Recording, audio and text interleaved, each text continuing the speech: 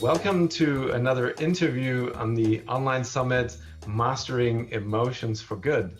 And I have here with me Michael Stone from Neurodynamic Breathwork Online. Michael, welcome to the summit. Thank you, and thank you for having me. I'm very excited that you're here, and you're one of those people where at the first time I met you, or the first time I saw you, I thought, well, this is one of those people who has it together emotionally. Somehow there's something about him. He's very calm and he's very compassionate, kind.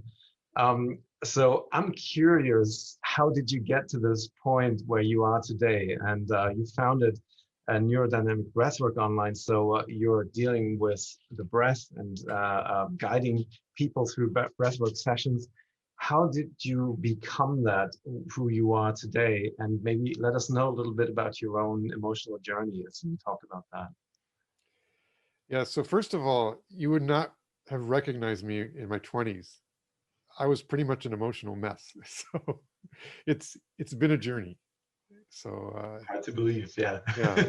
And so just a little background. I grew up in the US, but both of my parents were German. Mhm. And so they, came over to escape the Nazis basically Yeah, and then they met here. yeah. And when I grew up, it was kind of like I had this imprint that, oh, I want to be like my father. I think a lot of people have that because that's kind of the model that I saw. And so I was going, okay, but a part of it was unconscious. Part of it was conscious, but part of it was just unconsciously, I wanted to follow kind of the same life pattern because my parents had a good relationship. It looked like, okay, this is how I want to be.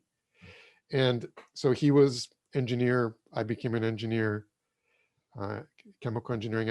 Actually, I got into the sciences, and he was also kind of in a sense where his emotional self was a bit suppressed. Mhm. And I think that's a bit common in Germany for Mhm. the men who have to kind of really take responsibility for the family. And so he had a very strong mind. He was very committed to his family, but also a bit, you had a hard time seeing what he was feeling. So I kind of became that same kind of a person. That he was my model in a sense. And so I went through school. I was pretty intelligent, so I got good grades in school and did well and was in the sciences and got a business degree afterwards. And in most areas of my life, I was pretty successful. Like in business, I was in a big corporation. I was, moving up higher in the organization, just like my father did. But on the side that had to do with emotions and heart, disaster. Mhm. It was like I could not figure out how to make relationships work. And it was extremely frustrating because I figured I'm smart. I should be able to figure this out. This can't be that complicated. But every single relationship I got into ended up, not just breaking up, but in a very dramatic, emotional way. And so at the space I was in then, it was like, okay, I just have to find the right person. Oh, it's this woman. It's the woman's fault, right? But I didn't realize at that point that there was only one common factor in all these relationships, and that was me. That I was really the problem. But I totally didn't get that. I was still in this space of like, okay, blame the outside world if I have an issue. If only the outside world, if I could fix the outside world, then I can make it work. So I went through a bunch of failed relationships. And then I ended up, when I was 32 years old, that was when my father got married. So in my mind, that was my time to get married. So I was with a woman at that point, and so okay, time is right. Let's marry her. And I now realize that marrying someone because you're at a certain age and it's the right time does not work. So that didn't last very long, and like a year and a half later, I was divorced. And it was interesting because that really broke my mold of what my life was supposed to be like. Because I had this whole thing: I'm going to have two kids. They have to be at a certain age, so I'm not too old when they get older and that type of thing. And so my divorce threw me off that track, and I started to have to really rethink, okay, what's really going on here? And so the first thing was, I said, okay, do I really want to work in a big company? is this really something that I'm just kind of conditioned to, or is this something that I really want to do? And I thought, no, I don't want to do this. You know, I want to be in my own company. It's like, I don't want to have other people like dictating what I have to do and how I make my decisions and that type of thing. So at a certain point after that, I like quit this big company I was in, and where I was had a very promising future, and could have followed on a track of being an executive vice president, making money, but I just wasn't happy. So I started to break all these pieces apart. And so I started a business, and which was very satisfying to me. And but still, relationships still disaster, even with all this other stuff working. Okay. And at a certain point, I met this woman that she was still living with her ex-boyfriend, and I really wanted to date her. And she broke up with him though. So, but they were still living together. So I'm going, okay, how am I going to date this woman when she's still living with her ex-boyfriend? And then one day she comes in and she goes, Michael, I want to go to Peru and see pink dolphins. And I'm going, pink dolphins? What's a pink dolphin? I didn't say that though. But I'm thinking, okay, she wants to go down to Peru for a week. I'm in. At least I'll have some time to kind of relate to her and see if she's a good match for me or whatever. So we ended up going down to Peru, and we went out onto the Amazon River in this area that had been purchased by a woman from California just to preserve it, you know, to preserve the rainforest. Mhm. And on the way out, she asked, well, do you want to have a shaman go out with you? So I'm going, sure, bring him along. Why not, right? So this little shaman, about 4'10", who doesn't speak any English, came out with us, and with a little translator. So it was just me and her, and the shaman and a couple other people for cooking and that type of thing. We're the only ones that happened to be there that week. Mhm. So that evening, the shaman comes up to us and says, would you guys like to participate in this religious ceremony that we do down here? So I'm going, I never just say yes to something like that. It's like, that's Mhm. my engineering, chemical engineering background. You don't say yes to that Be kind of stuff. careful first. Yeah. Mhm. First, find out what's going on. Mhm. So he goes, oh, it's very simple. I go out in the rainforest and I grab these leaves and these vines. I bring them all back, put them into this pot, boil them up, and you drink it. So my immediate reaction is, are you kidding me? We're like a 4-hour canoe ride from anywhere. You're going to go out in the rainforest and grab this and that, and I'm going to drink it up. So I'm ready to go, no, thank you. But this woman I'm with, before I can say a word, says, yes, let's do this. This is going to be fun. So now I've got these two sides of my brain fighting, right? One side's going, you came all the way down here to impress this woman and to get to know her. Are you going to wimp out now? And the other side's going, no, this is Right. crazy. Mhm. You're a chemical engineer. You mix 0.54 grams of this and 0.3. You don't drink a witch's brew in the rainforest. So, but in that case, like the side of my brain that wanted to impress the woman overcame the other side. So I'm going, okay, if I'm going to die, at least it's in the rainforest. It's beautiful around At here. least it's meaningful. Let's just do it. Right. Exactly. It's So for a cause. it's for a cause. Right. So I did drink it up, and it turned out to be ayahuasca, which I'd never heard of before. And I had this mind-blowing experience. It was like the first time that I'd ever felt really connected to the universe. And it's hard to even describe, because I really had always felt like I'm on my own. I have to take care of myself. And it's more like the outside world or the universe is happening to me, not for me, so to speak. Mhm. So I'm always kind of in this fight. Mhm. And so this was the first time where I felt like, well, maybe that's not true. It's like I really felt like dissolved into the universe, like, yes. So I'm going, oh my God, this is an amazing experience. So when I got back, I'm going, okay, again, it's science mind. If I can have this experience with a substance, and the brain receptors must be there to make that work, so there has to be other ways to activate those brain receptors. Yeah. And that put me onto a search. And so I checked, a whole bunch of different modalities. And one of them was breath work. Mhm. And so, and there's a lot of different kinds of breath work. So I started kind of investigating people who'd created various kinds. And so like the first one that I investigated, the creator had said in a book, one day I just downloaded this from the universe and now I have this breath work. I'm going, X, no. That's not the And one. I finally came across holotropic breathwork, which was developed by Dr. Stan Groff. Yeah. And what really attracted me to that was that he developed it through his own experience with LSD psychotherapy. Yeah. So he'd worked with people in what I call these expanded states of awareness. And when LSD was banned, he then went on his own search of how to mimic that experience for people. And he'd really found it was incredibly effective in therapy. And, they were testing it out for therapeutic purposes, where he'd worked with these people for years in talk therapy. But there's always these mental blocks, Yeah. when your mind's trying to you're like playing with the therapist in essence. It's part of it's about looking good. Part of it's about, so you don't really dive into the deepest parts of your psyche sometimes. Yeah. And the LSD really kind of blew people open. So we could really connect, and they were open with expressing all these things that were happening. So he wanted to mimic that, through a Breathwork. different pathway. Oh, yeah. So he started researching, and what he found was that historically, when people access these expanded states of awareness in these kind of more traditional societies, that there were two common threads. One was some kind of sound, and the other was the breath. That were very common whenever people tried to access these states. So for instance, in shamanic societies, how did the shaman put himself into these trance states? Through rattling, through drumming, through sound, basically. And then even in Buddhism, in Buddhist meditation, you watch the breath, you're using the breath. So he played with those two factors, sound and breath, to try to develop a modality that would allow people to drop into these expanded states of awareness in a safe way, where they could have these similar types of experiences, these healing experiences that he found people had with the LSD psychotherapy.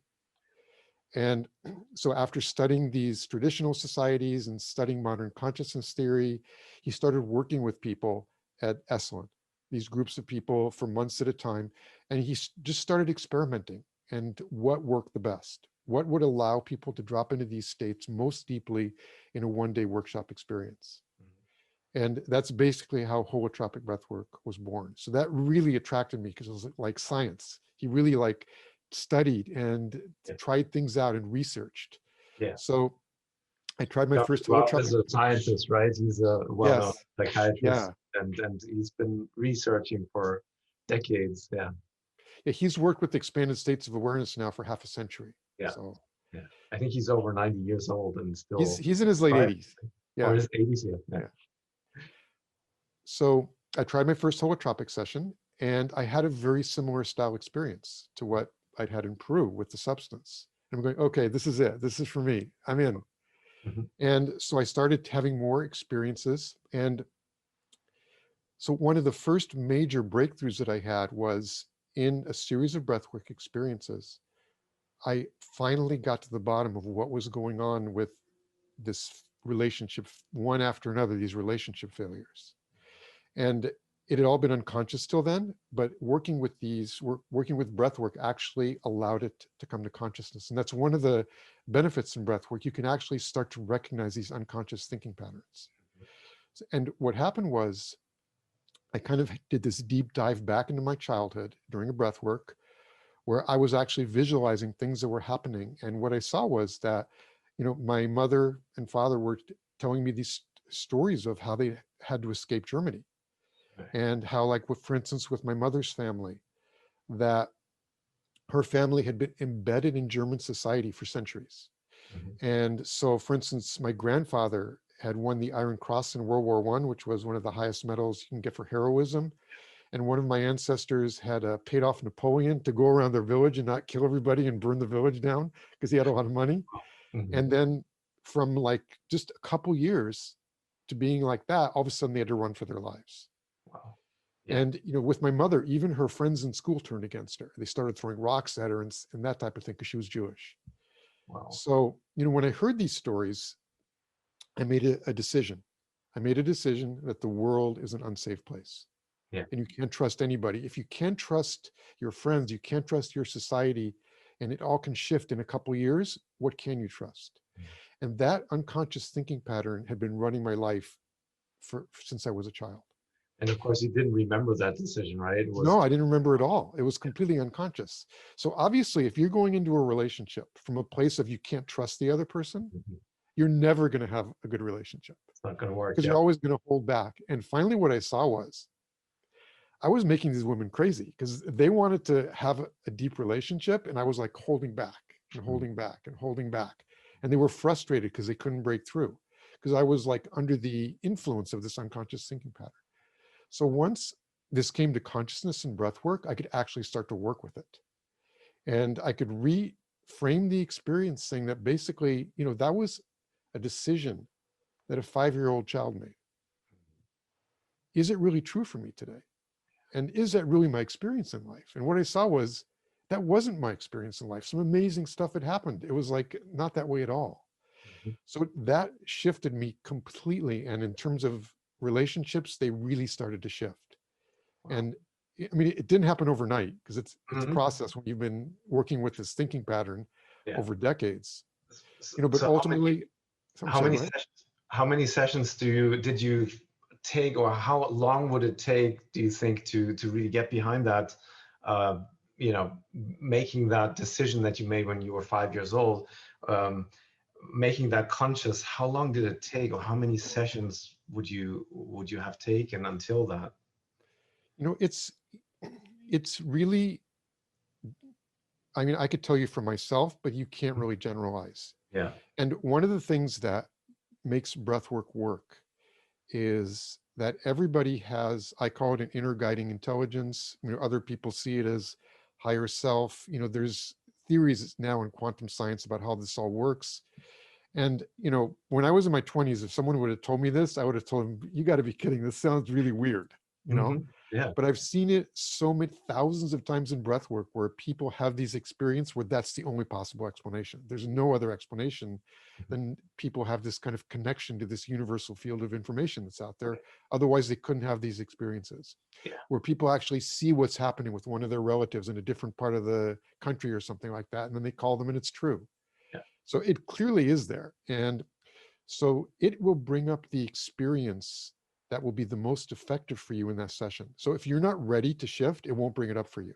Hmm. So it's really a modality of not trying to push through something, or it's more of a yin than a yang modality, where it's more of an openness and surrender and trusting your inner guidance to bring whatever the experience is that is you are ready to go through in that moment. Hmm. So for me, it took me maybe 8-10 sessions to actually have that kind of breakthrough with relationships. But it could have been 2 sessions, it could have been 15. It might Yeah. have been that other things had to happen first before I got there. Yeah. So Yeah. it was really just, it's very different for each person, in Right. terms of when things happen. And I Right. couldn't even said, okay, I want this or that to happen, because I didn't know what was causing anything. So my mind couldn't really even guide the experience, because I didn't Right. know, I had no idea what was going on kind of under the covers in my mind. So it was more in hindsight that you can now say, okay, that was, what was coming up, but you didn't expect that to come up. And of course you couldn't have known how long what takes uh, beforehand, right? So Exactly. it's really And being patient about it. Hmm. exactly. And one of the interesting things was that not only did it support my relationships, but it helped me with emotional healing too. Because I was really living in a life of fear. And part of it was conscious, part of it was unconscious, because I was always looking for what's going to go wrong next. Because I Hmm. was running with this unconscious conditioning of the world's an unsafe place. So even though I was on the outside, I was successful, I was making a lot of money, I was starting my own business. On the inside, I wasn't happy, because Hmm. I was always afraid. Like I Hmm. could never really drop into relaxation and joy, because this unconscious thinking pattern was bringing up that emotion. Yeah. And your thinking patterns have a major impact on your emotional state, both conscious and unconscious. Hmm. So it's not just your conscious thinking patterns, because sometimes you have an emotion and you have no idea why you're having the emotion. Yeah. I'm anxious now. Why am I anxious? Yeah. There's nothing going wrong right now. Yeah. But so you have to really dive in and see what's happening in your unconscious mind too.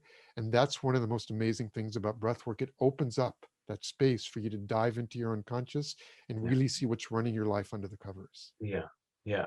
Well, that's beautiful, and that it explains a lot, and there's a lot of overlap with my own experience here as well.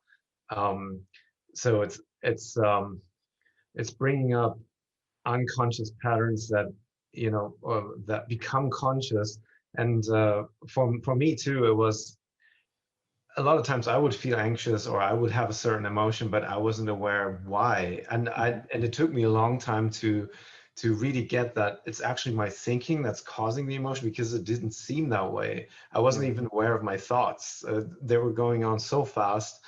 Most of the time, still they're very quick, and to really come to a state where you can start watching your thoughts and then noticing the relationship between thinking and feeling, and then also noticing that a lot of times, as you said, we suppress our emotions.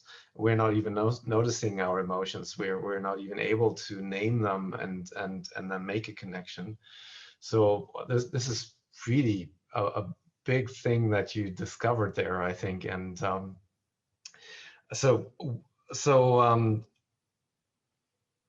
it's a, you said you kind of started with relationship, and that was kind of what was you felt that you were held back there, and that started changing. So I would like to speak also a little bit about the relationship you have with emotion. Would you say that the relationship you had with your own emotions, as that shifted, also the relationship you had in life with people shifted, like intimate relationships and other relationships? Maybe you can speak to that a little bit. Uh, Absolutely. Mm-hmm. And I used to treat my emotions as enemies in essence. Mm-hmm. It was like if anger came up, it was like, oh, if I expressed my anger, people aren't going to like me. Okay, no, no anger, push it back in. I want to be liked. Yeah. So I felt like I was kind of battling against these, what I at that point considered negative emotions, to push them back into my body. And I think part of it is we live in a culture that's highly emotionally suppressive. Mm-hmm. And even when, I mean, let's say we feel anxiety or we feel depression and we go to the doctor, like the normal kind of pattern is, okay, we'll give you a pill Mm-hmm. to suppress it back into your body so you can be functional today. But you're not dealing with the root cause. You're not dealing with what's causing the anxiety or the depression. And don't get me wrong, I mean, I'm very positive on medicine in very many ways. It's done amazing things for healing and helping people. But for anxiety and depression, at least I think the medications are way overprescribed. And there's other ways to work with that where you can actually deal with it and get to the bottom of what's really causing it to have you move forward in your life, if you can do it through kind of different ways. And one of those ways is breath work, Yeah.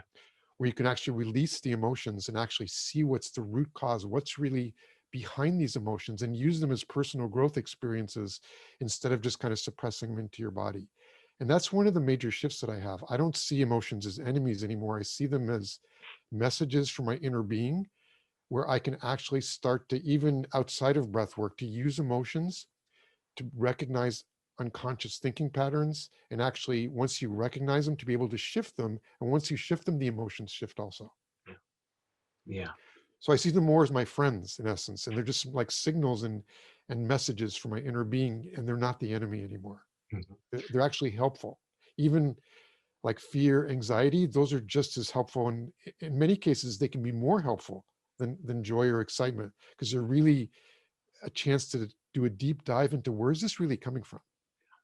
you know have I felt this before? What's the root cause? You can really start to almost become your own detective for your unconscious thinking patterns, your own Sherlock Holmes or whatever you want to call it, to really detect and make your own changes in your everyday life, and start to use the emotions to help you move forward in your own personal growth and healing.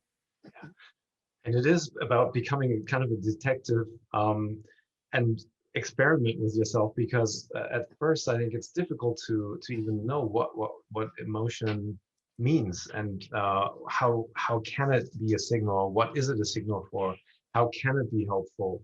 Sometimes it's good to have a guide, I think, for that, and sometimes it's good to experiment and get to know yourself, get to know your own emotions. Um, and I also agree with, or I can very much relate to your experience of being successful in life, in business, for example, but not really being successful, but not really feeling the success, because you don't really feel good about yourself. You cannot really take it in, because there's constant anxiety kind of blocking yourself from actually making the success work, so to speak, in your life, right? Yeah. Yeah. So how would you say, um, do emotions, um, and success work together? So, I mean, this summit is called Mastering Emotions for Good. So, um, how can people actually master emotions so they feel successful? They don't only, have success, they also feel successful. Yes, I think first of all, emotions, if you just suppress them into your body, they actually keep you from being successful. Mm-hmm. Because when emotions are kind of running the show, you don't really end up going in the right direction. You make decisions for the wrong reasons. And even if the emotions are unconscious, it doesn't matter. You're still making the wrong decisions. So it's really important, like, to see where they're coming from, to actually, so you can connect to your inner guidance, to your inner creativity, to your intuition, and really connect with that, instead of having these emotions, many of which are from unconscious thinking patterns from when you were 5 or 6 years old, and they've just never changed. Like, they're still in there, partially running the show. And so till you can become aware of them, you can't really make kind of rational decisions that can move you successfully forward in your life, whether it's investments or starting a business, or in terms of prioritizing certain things, without becoming more aware of what's happening in your inner world. And that's one of the really amazing things about breath work, in that the whole thing is about doing an inner journey. And it basically works with three different things that come together. One is music, and that's the sound piece that Stan Groff brought in, where there's evocative music that supports you in diving as deeply as possible into whatever experience you need to have in that moment. The second thing is there's actually physiological changes that take place in your body. And there's, like, your blood gets more alkaline as you're doing this. There's fat. It's basically you're breathing faster and deeper, mostly deeper over an extended period of time. And your blood gets more alkaline, and it creates certain changes in your brain, where there's certain parts of your brain that have a little more activity and certain parts that have less activity. And one of the parts that has less activity is called the default mode network, or DMN. And that includes the frontal cortex. And that's the part of your brain that works with the mental constructs of ego and self. So when that happens, your ego mind, which is running the show every day, quiets, it goes off to the side. So it's not like you're not aware of what's happening, but it's more observing instead of having this constant chit chat in your head. And you can really dive beyond the ego mind and really go inside and see really what's going on underneath the covers. And many of these things that the ego mind is suppressing now becomes available to you, to actually see what's going on and then experience it and release it.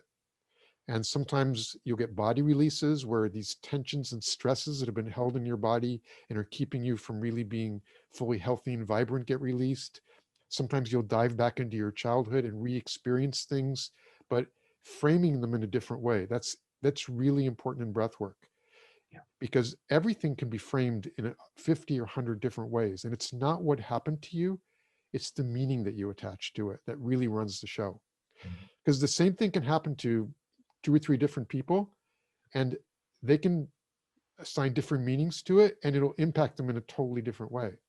For instance, someone cuts in front of you in traffic. One person, okay, whatever, I'm 10 feet further back, they'll be totally calm. The next person will go crazy. And they've framed it in a way that they're being disrespected. So it brings up these intense emotions. And if they're not used to working with what's coming up underneath, they'll just project their anger onto the outside world, create these unhealthy chemicals that go on in their body. And it's not helpful at all. So you start to really see what's going on underneath the covers, and you start to be able to work with it as it comes up. And with some people sometimes have these universal experiences where they feel connected to the universe, like I did. You're all made up of stardust, we're all one, that kind of a experience. Sometimes people's go through and actually re-experience part or all of their birth process, which is one of the biggest traumas we have in our life. Sometimes they reframe things from their childhood. Sometimes they have body releases. And it's really like peeling back layers of the onion as you get deeper and deeper into your subconscious. And whatever needs to happen in that moment, that's what happens in that moment. Right. And you start to really work through, in terms of emotional health, when you have these very profound experiences in breath work, many times there's a piece of your mind that hates change. For It's sure. and it's really just, it's trying to keep you safe in a sense. But anytime there's something new, it's considered basically a risk. And so it'll kick in these chemicals of like fear or anxiety. Oh no, we don't want to do this, even though the current situation, but on the other side of this, we don't know what's going to happen. Mm. So it's like anytime you have like a job interview or a new relationship, it'll always kick in this fear or anxiety when something new might happen. And it can be the same thing in breath work. When things are starting to open up, new possibilities are opening up for you, you're starting to see things, fear or anxiety can also kick in. Mm. And people learn how to process through that. It's Right. just the most amazing things when afterwards, after a series of sessions, people report back, you know what? I had this fear in breath work, but I just remembered what you told me. It's just a good sign. You're on the verge of a breakthrough, like new things are opening up. And so I just let it happen. And once I saw that I could do that, I could bring that back into my life. And when the fear came, it just didn't pull me so much anymore because I know I can handle it because I Wow. had that experience several times. Yeah. So it's kind of like breath work and life are a circle. Like the things that can happen in breath work, you can bring into life, and the things that are happening in life, you bring into breath work, and it's just this beautiful cycle that's created. And it makes sense, right? Because I mean, isn't breath the connection we have to life? It's the in and out of life, going inside and coming back. It's the connection we have to the world. So it makes sense that it's kind of the circular thing that's Yes. going on. And so what you're saying is really the breath is teaching us directly how to deal with certain emotions, how to deal with it, with life better, how to Yeah. deal with blockages, traumas, and all that. Mm-hmm. And so like for me, just one example of being able to process through fear, Yeah. it's, I've been doing this holotropic breath work for 10 years, and it's an amazing modality. It's like an all-day in-person event. But my biggest frustration with it was that just organizing one workshop with 40 or 50 people is an incredibly labor-intensive event. I would imagine. It's like you're laying on the floor, you've got to get these big venues, you've got to send out, information, you've got to register people, and you've got to have one trained breathwork facilitator for every 10 people. That's kind of the way it works. Mm-hmm. You have to follow exactly the format that Dr. Yeah. Stan Groff, developed. Yes. So my biggest frustration was I really saw the amazing experiences that people were having, but I couldn't reach enough people, just reaching 40 people or 50 people. And I'm going, okay, this is amazing. I've got to figure out how to make this work so that I can have enough people experience it so that it can really have an impact on world consciousness. And so at first I was going, well, how do I do that? And it's in that first moment, because in holotropic breath work, you're basically trained, it has to be in person. That's just how the modality works. And then in one of my breathwork sessions, I just had this kind of light bulb go off. Mm-hmm. The only way to do this is to do this online. That's the only way. And so, when I got through my session, I'm going, oh, I got to check this out. But immediately it was like the fear impulse came in. It was like, oh, in holotropic breathwork, you're not supposed to do stuff online, or, what could happen, or what if you fail, or what if, all this stuff started to come up. But the training that I'd have in breathwork, I just realized that when that fear came up, it meant that I just had to dive right into it. And that was exactly the place I needed to go. And, that was kind of the birthplace of what I ultimately developed, which is my neurodynamic breathwork online. And I just went through it very systematically. Yeah. I did 6 months of figuring out, when practicing with people to see if it would work. I didn't even know if it would work. If people could still have the same experience in an online structure, sitting in their house and as they would in person, where you've got all these people around and that energy is supporting you. So it was more of an experiment for me at that time. Right. But I didn't let the fear hold me back. I mean, that's the really important thing. Because the other piece of like my original ego fear process was, what are you thinking about? An online business? That's for kids. It's like, I'm retirement age, I'm 65. What are you thinking? You're too old for this. I had no idea. And I didn't even really like social media. 2 years ago, my cell phone was a flip phone. Where you, like, if you wanted to text something to someone, no one probably remembers this even anymore. It's like ancient history now, but like, and the number one, it was like ABC. So if you wanted to see, you had to tap it 3 times. Yeah. And it took like an hour to do a text message. Yeah. It was crazy. Yeah. So I was really not in this like new world of of a Facebook and Online business. Instagram and, all this kind of stuff. I had no idea how that worked. Yeah. So, I was having all these kind of mental things. You can't do this, you're too old, you're too this, you're too that. But really my experiences with breath work was what allowed me just to really process through all that and just be able to hear that voice in my head, but not let it pull me aside, not let it hold me back. So it's Wow. like it really supports you in working with when these negative emotions coming up in life, whether it's through an unconscious thinking pattern or a thinking pattern, not letting them stop you from what you're committed to doing and what you really feel like your purpose is in life or what you want to accomplish in life. Because I just knew this is what I had to do. So it wasn't going to stop me anymore. If I'd had it 10 years before, I probably wouldn't have done it. If I hadn't had that experience This of puppy, processing through fear and breath work right? and seeing that, yes, I'm capable of processing through all of this stuff. And it's just a learning experience. Wow. Yeah. So, like a year and a half, 2 years later, have this amazing online community with 45,000 people Hmm. and from 110 different countries. And And I've been people are there. just having these mind-blowing experiences online. I just Yeah. figured out how to transform it into an online experience that would work. And it's really amazing what you built. I mean, I came to your site and I've tried it out, and it worked beautifully for me as well. And there were hundreds of people on there, and I was really surprised to see so many people joining. And that was an incredible experience. And you guide the experience really beautifully, and like people share at the end, and I really like that about it too. So I recommend people checking it out. I know they can go to breathworkonline.com to try a free session. You're offering that. We'll put the link below this interview as well, so people can find you, and they can. I recommend booking it now, booking a free session there, and just really trying it out. So you said the relationships change, and you said, I mean, there are so many things that change for you, and you kind of got this basis for emotional or dealing with emotions and dealing with life in a different way.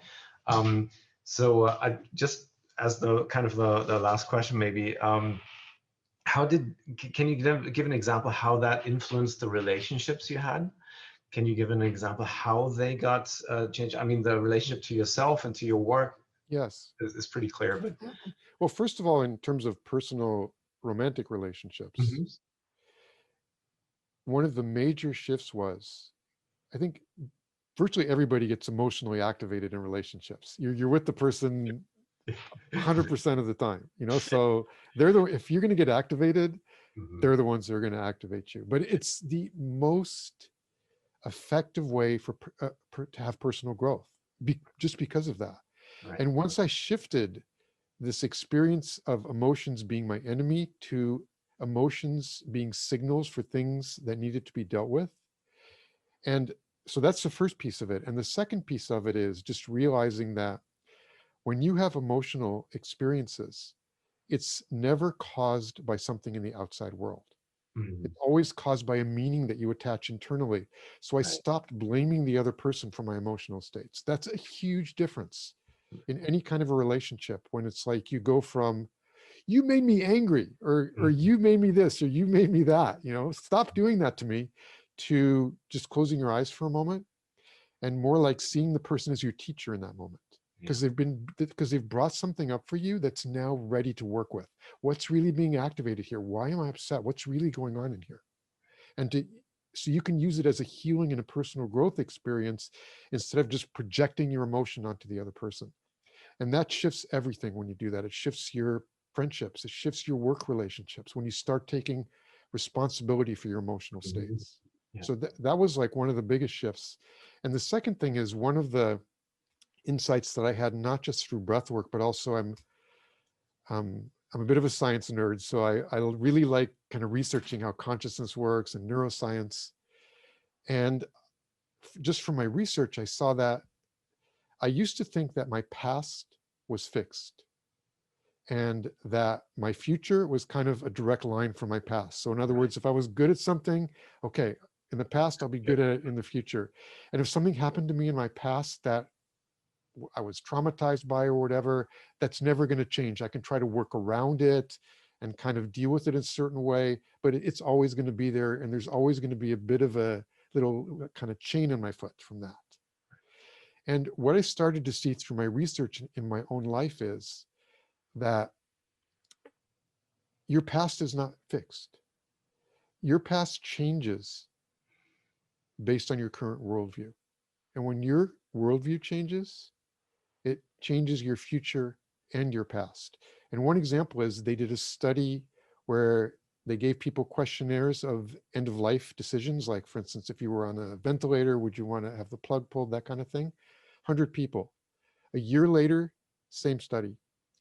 And about a quarter of them completely changed their minds, where they'd give different answers. But the interesting part was that 75% of those people who had changed their answers didn't realize they changed their answers. They said, no, I answered the same way the year before. Don't tell me I answered something different. I didn't change my mind. So a year later, their thinking patterns has changed, their worldview had changed. So they actually changed the facts of their past to agree with their current worldview. The brain hates dissonance. Once you have a certain thinking pattern, it's going to start to pull experiences that agree with what your thinking pattern is and what your belief system is. Right. So when you change your beliefs, you also change your past and your future. And that just incredibly opened up everything for me. Because everything that had happened in my past, I just saw that if I can just reframe my current worldview, I can use that to support me and move me forward in life instead of holding me back in life. Mm. And I mean, as for one just real quick example, when I was 5 years old and went to school, I didn't speak any English. I just spoke German. Mm-hmm. And first day in school, all the kids were laughing at me because I couldn't understand them and they couldn't understand me. Okay. And so at that time, you know, being a 4 or 5 year old kid, I was like traumatized in a sense, because it's like, no one likes being laughed at first day of school, right? So, for sure. and to a certain degree, I'd held that as a thing because I was shy most of my life. Yeah. And I kind of always kind of associated that with that kind of trauma when I was 4 or 5 years old of feeling like I couldn't make myself understood. And just after I did this research and I saw that, you know, your past is not fixed, I see it completely different now. You know, later in life, I learned French, I learned other languages, and that was because I learned German when I was a kid. Right. So that part of my brain was developed, so it was much easier. So, and it actually shifted the whole experience into a positive experience for me and not a negative experience. And that kind of thing can happen in breath work, where you shift your past by seeing it from a different light, from a different perspective, and seeing it as something that you actually got some benefit of or from, instead of actually something that has to hold you back. So it just completely opens up the field of possibilities for your life. And many mental health professionals define mental health like that. How open is your field of possibilities? Right. And the more open your field of possibilities, the more mentally healthy you are. Right. It's not necessarily that you have this capacity, but it's actually the more open you are, the more healthy you are. Yeah. The more possibilities you have to change, I guess, the more open you are to change. Correct. Yeah. And you know, the older we get, the narrower our field of possibilities get, because we make a decision. I'm not good at this. I'm not good at that. Right. I can't do this. I can't do that. And it gets narrower and narrower and narrower. And in breath work, it's one of the tools you can use to start to reopen that field of possibilities to anything is possible. Right. And that works at any age. It works at any age. I mean, they know now. They used to think that your brain couldn't change after you were in your 20s or whatever. Yeah. And now with neuroplasticity, any age you can make these changes. You can shift if you're 20, you can shift if you're 60. It's amazing how much we can change now, no matter what our thinking patterns were, no matter how long we've been anxious or depressed or whatever. You know, just from being in contact with these unconscious thinking patterns, working with them and starting to create these new neural pathways. And that can happen at any point in our life. Yeah. And, you know, one of the things that you get in breathwork is you start to connect to this amazing inner guiding intelligence that you have on a regular basis. And many people report afterwards that as they go back into their life, and again, this doesn't happen overnight. This is something, it's a process, that just by closing their eyes and just kind of really just being with themselves, it's much easier to connect to this inner guidance now that they've done it so many times in breathwork. This neural pathway has started to get connected and get stronger. Yeah, it's a process and it's a practice. And It might take some time, but just getting the foot in the door, I think, no matter what age you are, it's good to start it at any point. And once you have a foot in the door, I think it opens more and more. So It's really just, it's a journey. yeah, And it's just like every journey starts with the first step. And I, the vast majority of people really resonate with breath work. Some don't, but the only way you can know with experiential stuff, I could talk to you for 10 hours about it. But with experiential things like breath work, ultimately, try it the only out, way you right? can tell is to give it a try. Yeah, give it a try. So um, we could indeed talk for ages. I could talk to you for hours. I think there's so many ways I would like to ask you things about, but we'll have to probably postpone to another time. You've already been very generous with your time today. So I recommend people trying it out indeed. And is there anything you would like to, in closing, leave people with, any message you have for people, especially in these days with the COVID situation and a lot of anxieties coming up? Is there anything you would like to share or say? Yes, it's in times of like this, where there's tremendous amount of uncertainty, there are doors that close and there are other doors that open. Mhm. And that's been true throughout human history. When the industrial age came, there was a lot of companies that went bankrupt, a lot of people that went out of business, but there were also other people who became billionaires through the new doors that were opening. And for instance, with my online breath work, the pandemic is actually, there's tons more people that are doing online breath work now because Yeah. you can't do it in person right now. So my in-person breath work, which I was doing a lot before, it's gone completely right now because you can't do it. But on the other side of it, the fact that I developed this other modality, this online breath work, I was ready for the new reality that's happening right now. And that's part of what this amazing inner guiding intelligence is. When I first developed this, I had no idea this pandemic was coming, but it was a year before. But when Mhm. it happened, I was ready, so Wow. that I could, I was already manifesting my reality that I wanted. So it was kind of, at least for me, it worked even in other ways that I wasn't even aware of at that point, for being ready for this new reality that came in. Yeah. So my basic message is that anything is possible. When one door closes, one door opens.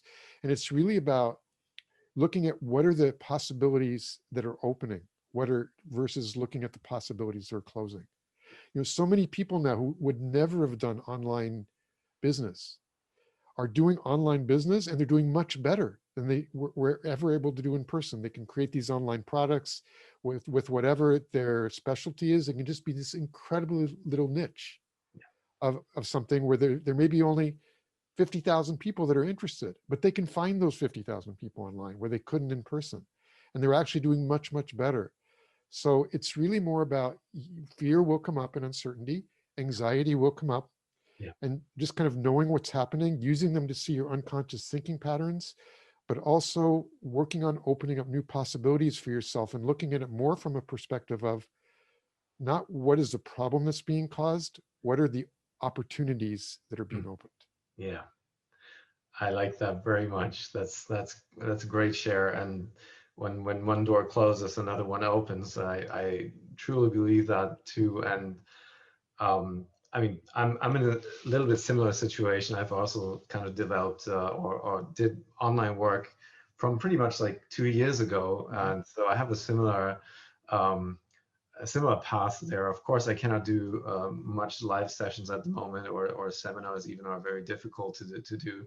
But I've kind of prepared for that, and I couldn't have known either. So and for other people, it might be something else. I mean, it doesn't have to be an online business, but it could be something else that just opens up. And I really agree that you never know what's possible. I mean, anything is possible, and you never know what's going to come. So Yeah. And it's the same thing with everything in life. It's like with relationships.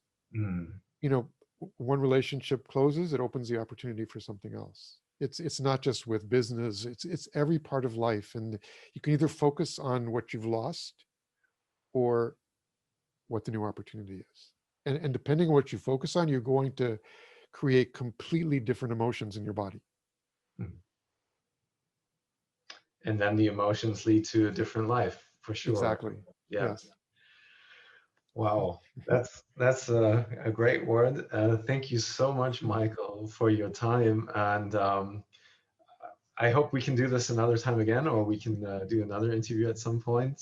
Sure. So thank you so much for being part of the summit, and yes, everyone check out breathworkonline.com and do the breathwork session with Michael. Thank you so much. Thank you for having me.